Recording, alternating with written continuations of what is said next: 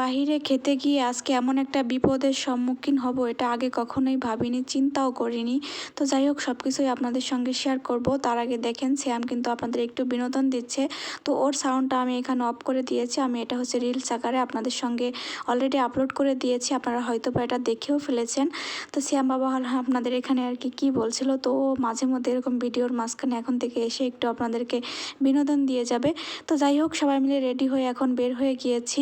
তো আশা করছি আজকের ব্লগটি আপনাদের কাছে ভালো লাগবে, কিন্তু আমাদের সঙ্গে আসলে এটা ঘটবে আমরা কখনোই কল্পনা করতে পারি নাই। তো আপনারা পুরো ভিডিওটাতে আমাদের সঙ্গেই থাকুন, আপনাদেরকে একটু পরেই আর কি বুঝিয়ে বলছি।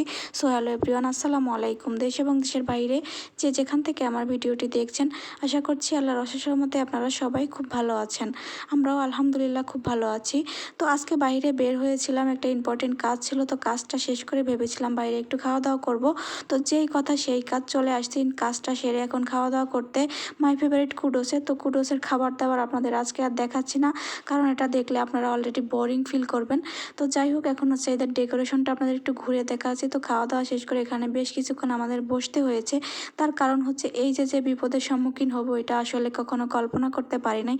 দেখেন কি অবস্থা, হঠাৎ করে এখানে আসার পরে মানে আমাদের খাওয়া দাওয়া শেষ হয়েছে, আমরা বের হব, এখন বের হয়ে দেখি কি একটা অবস্থা। মানে একদম মানে একাধারে শিলাবৃষ্টি নামতেছিল।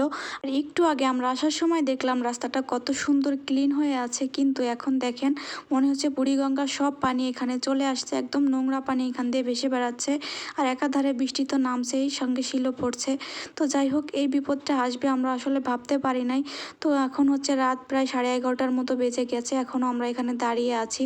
কোনো রিক্সা পাচ্ছি না, কোনো কিছুই পাচ্ছি না, সিএনজি পাচ্ছি না।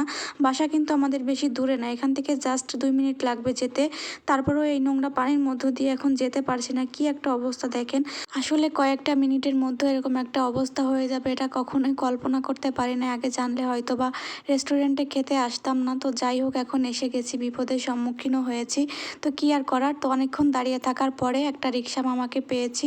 এই আঙ্কেলটা অনেক ভালো, উনি হচ্ছে আমাদেরকে এভাবে দাঁড়িয়ে থাকতে দেখে হচ্ছে আমাদেরকে আমাদের বাসায় নিয়ে যাচ্ছে। উনি নিজে কিন্তু বৃষ্টিতে অনেক মানে ভিজে রিক্সা চালাচ্ছে, তারপরেও আমাদেরকে বলছে চলেন আপনাদেরকে হচ্ছে আপনাদের বাসা পর্যন্ত এগিয়ে দিয়ে আসি। তো যাই হোক, তারপরে অবশেষে হচ্ছে এই আঙ্কেলটার রিক্সায় করে আমরা হচ্ছে এখন বাসার দিকে রওনা হয়েছি। আর এখান থেকে বাসায় যেতে 2 মিনিট লেগেছে। তো যাই হোক, এই পানি পার হয়ে এখন মনে হচ্ছে যে আমরা বন্যায় ভেসে বেড়াচ্ছি। তো এরকম একটা অবস্থা। তো যাই হোক, বন্যায় ভাসতে ভাসতে রিক্সায় করে অবশেষে বাসায় চলে আসছি। আর বাসায় এসে হচ্ছে এখন একটু কোক খেয়ে নিচ্ছি, কারণ অনেক খাওয়া দাওয়া হয়েছে, কিন্তু এর মাঝখানে কোনো কোক খাওয়া হয়নি। তো এখন হচ্ছে একটু শান্তির নিঃশ্বাস ফেলছি আর কোক খেয়ে নিচ্ছি। অনেক বড় একটা বিপদ কাটিয়ে এসেছি। তো যাই হোক, আজকের ভিডিওটা এই পর্যন্তই। Thank you so much for watching.